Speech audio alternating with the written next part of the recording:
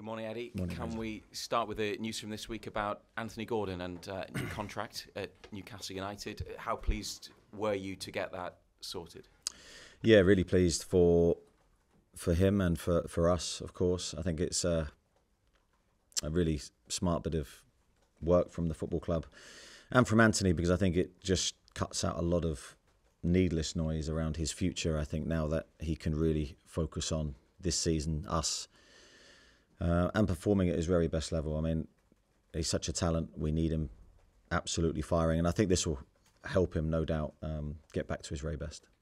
As you referred to there, it probably hasn't been the most straightforward few months for him with the Euros, speculation about his future and the early part of this season. From a club point of view, how important is the timing, getting this done now after all of that, so that he can then get back to where he was last season? Yeah, I think it was a difficult summer for him. There's no doubt about that. I think it was a difficult summer for a lot of the players because through no fault of their own, they're reading headlines on their futures, which can be destabilising, which can lead to a lot of needless energy wasted and a lot of distraction. Now Anthony had the Euros, which was a brilliant experience for him. Maybe didn't play as much as he wanted, so there's a frustration there. But then he's thrust back into the action here. Pre-season came around very quickly. He'd hardly had any training. He hadn't played in the Euros. So I think there was a lot of psychological aspects for him to just try and deal with. And I think he has handled it really well. But I think this move by him, I think just ends any other thought than being at his best for us, which is, of course, his priority and always has been his priority. But hopefully accelerates that. And he was especially good for you in the draw with Manchester City. How good a condition do you feel he's in, or is there still more to go in terms of getting back towards that top level that he was at for you throughout last season? Yeah, I think when you look at the Manchester City game, I thought he was very good physically. I thought he was outstanding.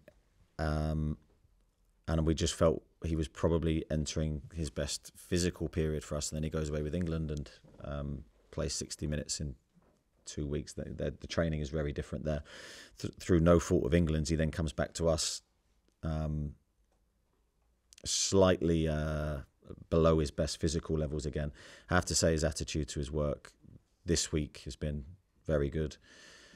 He's done a lot of hard work with a couple of the other players, just because the physical side of the game, if you're just at 1 or 2% below your best levels at this level, it shows. And I thought he was really good for 60 minutes against Brighton and then faded a little bit at the end. So hopefully with the work this week, we'll get to a 90 minutes from him. Moving on, you didn't have Callum Wilson in your squad last weekend. What are the chances of getting him back for either of the two matches coming up against Chelsea? Yeah, we're gonna lose Callum for the next 3 games, definitely. He's just had some tightness in his body. He hasn't felt like he could kick on to that last part that he needed. He had trained with us and had looked really good. But with Callum, we're hypersensitive, and he's hypersensitive to any reaction to the work. He's got no injury as such. It's just he's not ready to come back yet.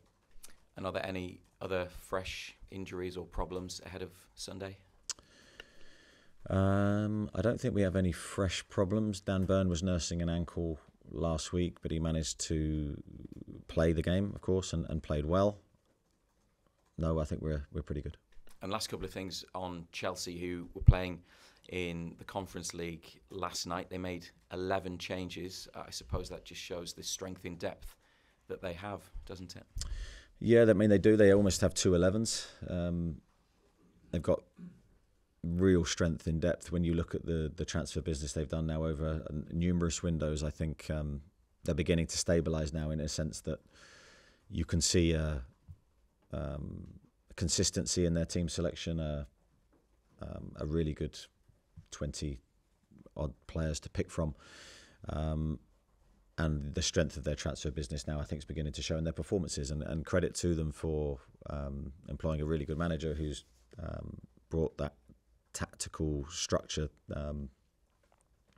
obviously based on his own experiences, but very good manager, very good style of play, and very strong players. So we know the next 2 games are going to be a great challenge for us. And lastly, you have to treat the 2 matches separately, but is it strange for you to face the same opponent twice across a few days, even if the team or the players that you face might change?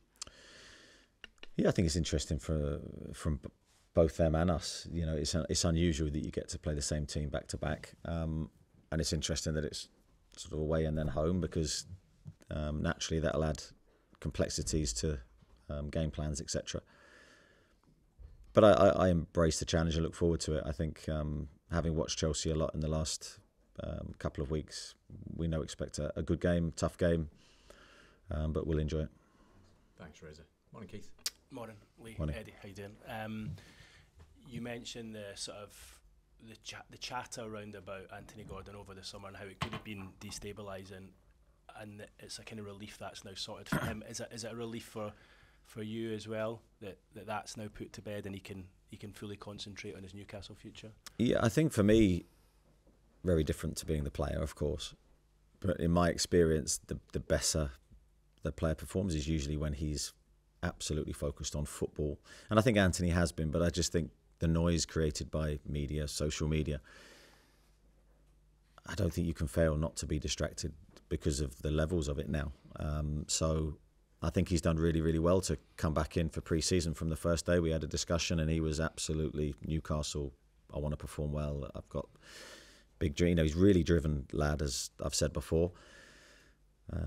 So he's not been distracted in a way that I think has been unhealthy, but just signing the contract puts it all to bed and allows him to train and focus on that. One of the things he said in his interview was that he's desperate to win a trophy here. A few of your big name players have said that, Bruno as well. How important is the ambition of the club and the attempts to win a trophy, get back into Europe? How important is that in terms of keeping them here and keeping them happy? It's crucial. Yeah, we have to have a perception of achievement, growing as a football club, to keep not just the so-called big names happy, but everyone happy and going in a forward direction. I've seen it very quickly go the other way. So I think myself, everybody connected with the club has a big job to try and keep that momentum positive and keep the dreams really big, and it's absolutely crucial that we continue to do that. Now we have to act on the pitch as well. You know that you can't just talk about it, you have to deliver on the pitch, and that's what we're trying to do. The last few weeks goals have been difficult to come by, particularly from open play. When you get a little spell like this, do you trust the process, or do you try something different on the training ground to try and change things up a little bit? A bit of both, I think. I think you trust the process if it's working, and we're always trying to evolve on the training pitch. We're never trying to just repeat what we're doing. So there's always that view of how can we do this better. So I think you trust the process if it's working. I think if you look at the last group of games, I think we've had varying success in different matches. I thought the Brighton game, I was really pleased with our attacking output, bar the finish or the last pass. I think we've had 60-odd shots in 4 games. We should have scored, we haven't. I have been through very similar periods many times before. Sometimes there's a reason for it, sometimes it just happens. But you have to back the players that we have to score goals. I think we have some outstanding attacking players within our squad. And you kept Alex on for the full 90 last week. I know you were chasing a goal, and that was probably part of your reason. Yeah. Was it also to try and get him up to full speed and get 90 minutes into his leg? And if so, how is he ahead of this game? How close is he to full speed? Yeah, he's another player that's done a lot of work this week to get his fitness levels up to 100%. I left him on the pitch because he's one of the most likely players to score, even if he was tired towards the end. But yeah, no, he's trained well this week. I think he is, and he knows the burden of being the number 9 at Newcastle. I think you do carry an extra weight with that, but I think he's done that brilliantly since he's been here. And we need to support him and give him chances. And it was great to see him. I think he had 7 shots last week, so that was a good return, and I back him if he's having 7 shots every week, that he's going to score a lot of goals for us. Thanks, Ed. Cheers. Thanks, Keith. Morning, Eddie. Morning. Is an extra week with Alexander Isak a bit more of an advantage, give you a bit more of something to work with? Yeah, I think extra training time with the players this week has been good. Of course, we have 2 days to go before the game, but at the moment, I think we'd say we're in a good place. And we're trying to build on a lot of the good bits that we did against Brighton last week. I think if you're watching that game as a neutral, you're thinking that take away anything that you know before the game, Newcastle are in a really good place. The first goal in any game is crucial. I think if we got that, the result would have been different. We didn't, and we paid the price for that. So, but we've tried to build on the positives, but also, of course, learn from a few things that we need to do better. And what kind of a challenge does your opposite number for Chelsea present, do you think, as a coach? Well, tactically very good. Of course, if you're going to have the career history that he's had, I think you're in a very good place to be a very good tactician. I think he's very clever with what he does. He's got a clear blueprint for how he wants the team to play. Hugely impressed by the job that he did at Leicester last year. And now he's come to Chelsea, which is not an easy job. There is no easy jobs in the Premier League. But he stamped his authority on the team. They're already playing in the manner that he wants. So, yeah, a lot of respect for Enzo. They have conceded, though, Chelsea, this season. I think it's 10 in 8 games, something along those lines. I would imagine you're hoping Anthony Gordon, given the news this week, he'll be fresh and raring to go and to maybe add to that tally. Yeah, I think the way that we play and the way that they play, I think it will be the next 2 games will be 2 hopefully really good games. But I just think looking from our perspective, we need to score goals. That's been at the heart of everything that we've done since we've been here. Very attacking team, and we certainly haven't lost the intent to attack. We haven't lost the intent to score. And I don't want to make too big a thing of it because I think that can only be negative for the players. So I'd just love to see us be free and take some of those chances we're creating. Thank you. Thanks, Justin. Nisha? Morning, Eddie. Morning. You've spoken about the importance of getting Anthony Gordon's contract sorted. Yeah. And another player that is linked to other clubs and, as you said, is crucial to this team is Alexander Isak. Are you able to tell us a bit about his contract situation? Is he another player you'd like to see tied down here?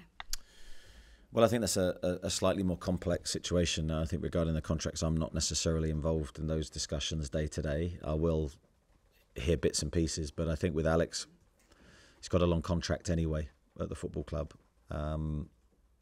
And we have to be really careful regarding our spending due to PSR. So I think it's not a clear-cut situation. We, of course, love him, desperate for him to stay at Newcastle for many years and score loads and loads of goals for us. But I don't see a sort of a short-term issue with his contract.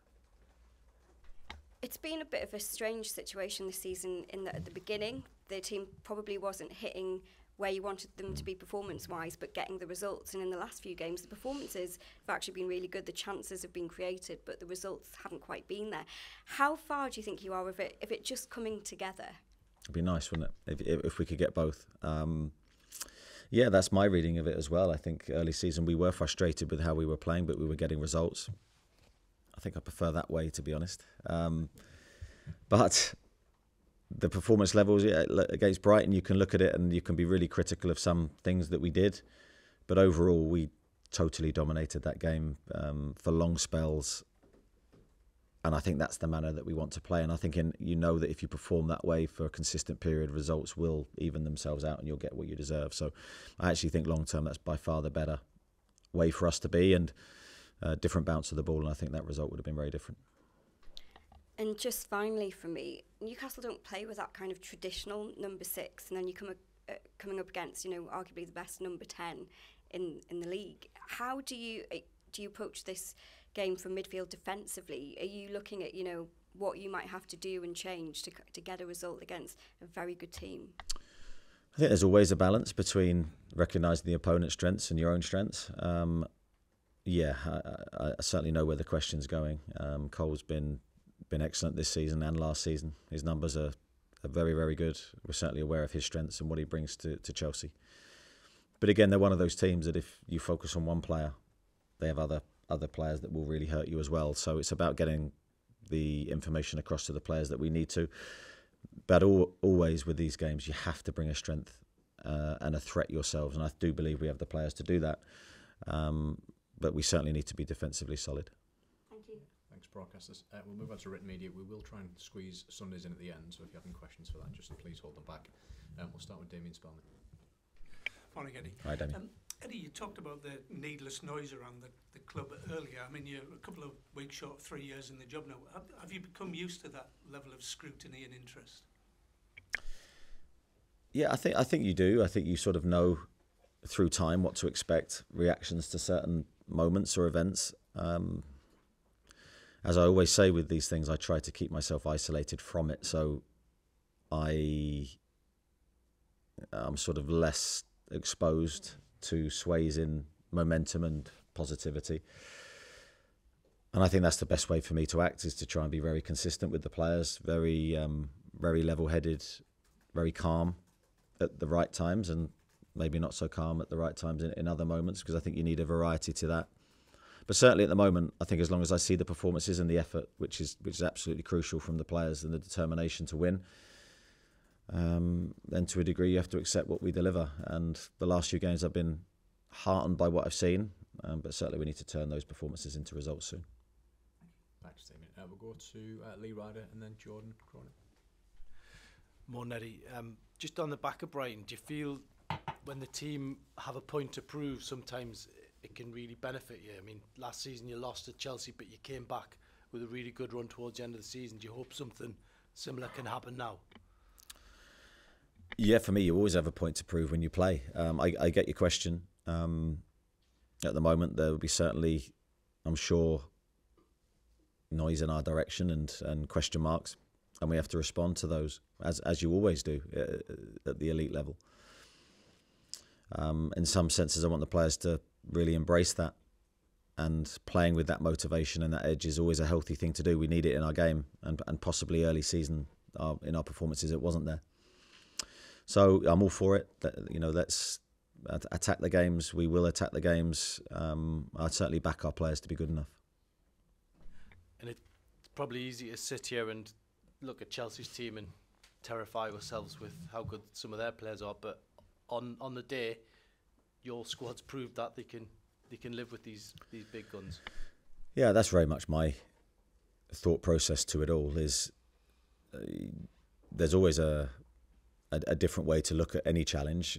We certainly respect their strengths, and we know we need to deal with those strengths, but also we have huge strengths as well. So it's about trying to utilise those assets and making sure that our attacking players and our difference makers get themselves in the best physical and mental condition to execute what they need to do.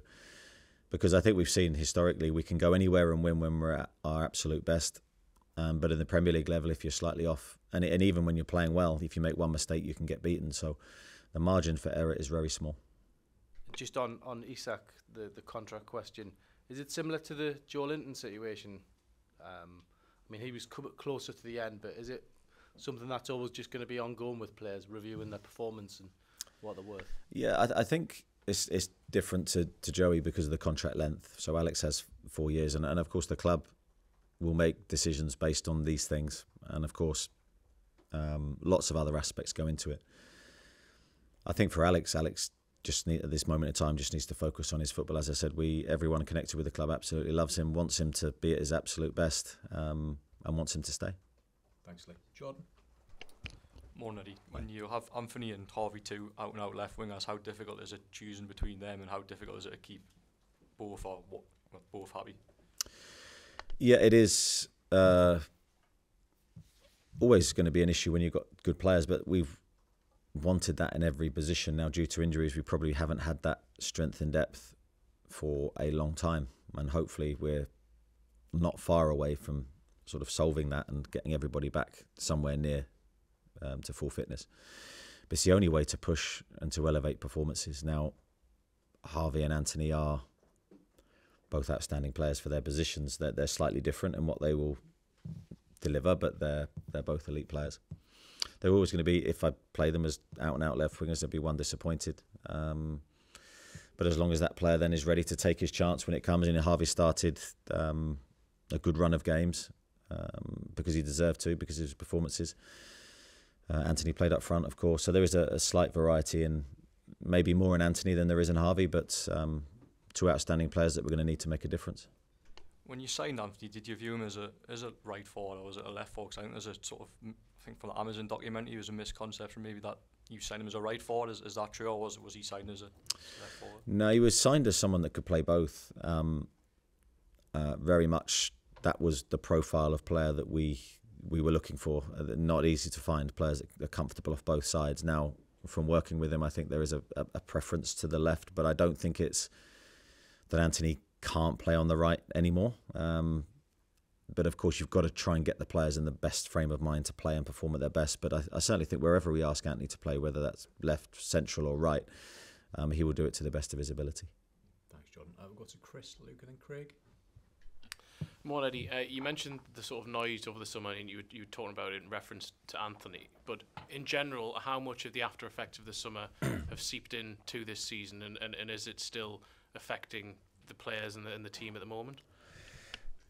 Yeah, I think that's a fair question. I do think it was a difficult summer. I've said many times for lots of different reasons. It wasn't just one thing. It was a sort of a catalogue of things that were always going to make a difference. And I always think when you're talking about players, it's very easy to go, well, a player should be able to forget that and just focus on his football. And in an ideal world, yes, of course. But I think when you have multiple players affected by different things, it becomes harder. And the general feel of the squad, I think, at the start of the season was different to how it has been in previous years. Now, my job and everyone's job connected with the club is to get sort of that focus absolutely back and the harmony back absolutely where it should be.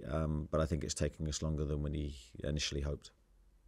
I mean, you mentioned the harmony and the focus. Since you came in, largely, certainly for the first 2.5 years, that was something which seemed to be present and there fully. How difficult has it been not necessarily having that and trying to earn it back then? If it's not? Yeah, I mean, I think that's part and parcel of the job, and I don't think things ever run as smoothly as your sort of view of history can look.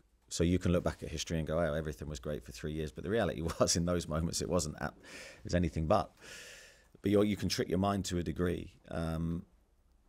So, no, we've come through some really rocky spells. But I think due to the strength of the group, really, underpinning the group was always a sense of duty, professionalism, love for the club, and positive momentum, and we could ride through some difficult patches. I think now we've just got to make sure that underpinning the squad again is all of those qualities, because I think the ability is unquestionable. But for every player to be at their best, there needs to be that unity, there needs to be that ambition, there needs to be clarity in how we're all working. And I back the players and I back us to re-find our best form. Thanks, Chris. Luke? It says a lot about the sort of confusion there can be on these subjects, but there's been claims that the club do want Isak to sign a new contract, and there have been subsequent claims that Isak doesn't want to sign a new contract. How do you feel about that situation? Yeah, that is some uncertainty. I think how I feel about the situation is I want Alex to be focused on his football. So whatever that looks like, it's difficult without necessarily putting Alex next to me now. So whether that's he's going like, I'm fine, I'm good, I've got 4 years left on my contract, I'm happy at the football club, I just want to play my best football. That's the ideal world, but of course nothing in football is ever straightforward. So I'm sure there'll be ongoing discussions between Alex, his representatives, the football club. But my main job, I think, at the moment, we're outside a transfer window, is to just get Alex fit and playing his best football, and almost in some senses just enjoying his football and hopefully scoring goals. Is it a case then that people just need to relax a little bit? He's got 4 years left. Those talks will happen organically, as it were, moving forward as he becomes closer to the end of his deal? Well, absolutely. There'll be ongoing talks, as I said. But Alex can only help his situation by playing well. And as I said, every decision that we make as a football club has a knock-on effect. So with every contract renewal, there's a knock-on effect with PSR. And so we have to be very, very careful as a football club that we don't put ourselves in a position where we can't act freely in the transfer windows due to what we've done with individual player contracts. it's fair to say he hasn't quite been his best so far this season, but how good is Alexander Isak, and how important is he to you as a manager in this football club? Yeah, he's an outstanding talent. He really is. I mean, he can do everything. I've said that many times. He's got this incredible natural ability. Really good with the ball, very intelligent, deadly goal scorer when he's at his absolute best. I've said countless times before, I would be very hesitant to swap him with anybody in world football. But of course, there is we haven't quite seen that devastating level of all-round game so far this season. But for me, that's been down to a couple of niggly injuries that just keep setting him back when he looks like he's physically ready to explode. So I think he's back into that prime physical condition again, or getting very close to it. So this will be a big week for him. Three big games to come. Thank you. Thanks, Luke. Greg? Morning, Eddie. You in the club for the last 2.5 years, or certainly the first 2.5 years, wrote something of a magic carpet. I think it's probably fair to say that this calendar year in particular has been a bit of a reality check on a number of levels. How do you keep players like Alex, Bruno, Anthony Gordon not happy, because I think we'd all agree they are very happy here, but how do you keep them convinced that this club can fulfil their ambition? What challenges are there? Yeah, I think it's a difficult one for me to necessarily do that myself. I think my part of that is to create the environment where they enjoy to come in every day. They feel stimulated in their training. They feel like they're growing in their performances and their careers. I think other stuff around that is that sort of, I wouldn't say totally goes away from me, but it goes into a different place.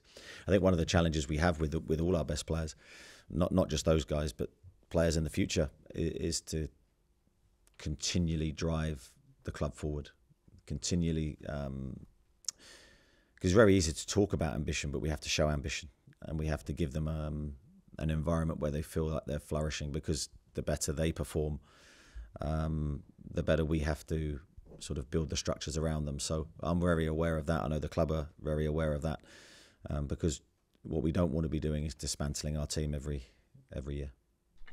What would you say to any player if they came to you and said that at this moment in time, the club, they might not be unhappy, but the club couldn't fulfil their ambition at that moment in time for, might be the competitions you are playing in? What would you say to a player if they came to you and said that? Difficult to give clarity on that answer, because it depends on the conversation and the player and where they're at in their career. I would always give a balanced view. I'd always protect the club, but we, as I said in relation to your answer earlier, we need to make sure that we're delivering our part as a football club for them. But also the player has to perform to that level. So if he's saying, he's got huge ambitions and et cetera, then he has to be actually doing the business on the pitch. So it's a two-way thing. The challenge is always thrown back. Thanks, Craig. Go across to Dominic and then Kieran. Morning, Eddie. With a 3-game week coming up, no Callum Wilson, can Alexander Isak manage that, or will you have to be particularly careful with him after his recent injury? No, I don't think his injury, as I said before, with the toe injury, was just a pain management. It wasn't a muscle strain where you're thinking the load could give him a problem. He has trained really well this week and hard this week, so I don't see any issue with him playing 3 games in a week. I think he's fit enough to tolerate that. I say that obviously now. But yeah, that's my thought process at the beginning of the week. Maybe this time last year with Lewis Hall, people were maybe questioning that deal done with Chelsea. Just since then, with his own progress performances on the pitch, how much do you think he's justified that piece of business and maybe the price tag attached to him, which was a lot of money? Yeah, I'd agree with that assessment. I think the thing with Lewis, when we were looking at that deal not this time last year, but last year, was the lack of equal players in that position. So we took I wouldn't say a chance, but we took an opportunity to sign a young player that we knew would be growing and developing into the player that he was going to become.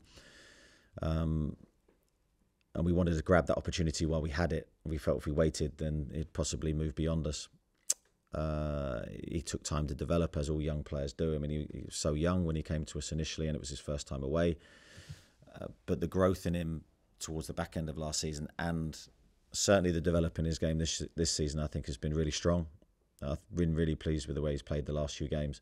And he's adding layers all the time, different strengths to his game, and I can only see that improving. So I think it's a great bit of business by us. Thanks. Kieran?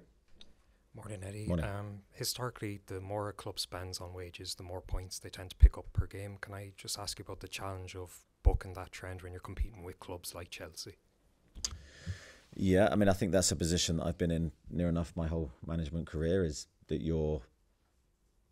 when the expectations are very, very high and you're having to sort of almost buck the trend, as you say, because historically in the Premier League, near enough. I mean, there have been outliers in that. Leicester would have been a huge one when they won the league. But your points finish is related to your wage spend. And we're in a position now where we're not one of the top teams in terms of wage payers, so we're going to have to be really smart and try and go against the grain again, and that's what we've always done, and that's what we continue to try to do. To do that, you have to be elite in every aspect of what you're doing: coaching, recruitment, all the little details that make the big differences. That's what we're going to have to do again. And could the summer have been different if you got Tosin Adarabioyo early on? Maybe would that have enabled you to look at other positions, or is it that simple? Yeah, I don't think it's that simple, but certainly we were exploring a couple of free transfer deals that we feel could have certainly given us a bit more freedom. And I think when you're in our position with PSR very, very tight, you have to be creative. You can't look at necessarily your first look can't be the big financial signings and the big outlay of transfer fees, etc., and wages. Because you know that there's future problems ahead and you're going to have to be smart and navigate your way through them. So we were looking at the free transfer market, and obviously Lloyd Kelly was one that we feel was really smart business. I don't think it's right for me to talk about other individual targets, but certainly that's something that we did explore. Thanks, Kieran. I'm going to finish this section with Martin Hardy. Hi, Eddie. What do you make as an opposition manager when you see Chelsea buying so many players for such huge sums? And are they living the life that Newcastle fans thought was maybe coming here 3 years ago? Yeah, I mean, every situation is different. Every club's finances are different. Their history is different. So I understand sort of the look towards us, and obviously the last couple of transfer windows have been very quiet. And then you compare us to Chelsea, of course. But no two clubs' finances are the same, so it's a difficult comparison to make. Look, they're doing what they can do, and full credit to them. I think they have recruited really well. They've gone younger and recruited some really highly talented younger players that they'll no doubt develop behind the scenes. Some are doing really well now. Cole Palmer would be sort of the standout bit of business that they've done, and fair play to them for that. And of course, we're looking to do our thing in a different way. So Newcastle are more constrained than people thought would be the case. And to touch upon what Craig said, can the club satisfy the ambitions of the big names here in terms of European football? Well, time will tell, won't it? I don't know. We hope to. But as I said, it's a two-way thing.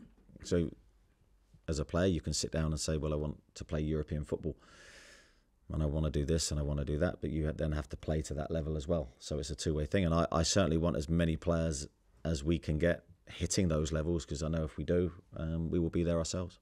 And last one, how is Kieran Trippier physically and mentally at the minute? In a good place. He's had a little bit of time away from the club due to his injury, so he's gone to seek treatment elsewhere. But we don't envisage the injury to be a big one. We hope he'll be back. If not, before the international break, he will hopefully, everything going well, be back after the international break ahead. And I think he's in the best sort of frame of mind that I've seen him for a few months. I think he's in a really good place currently.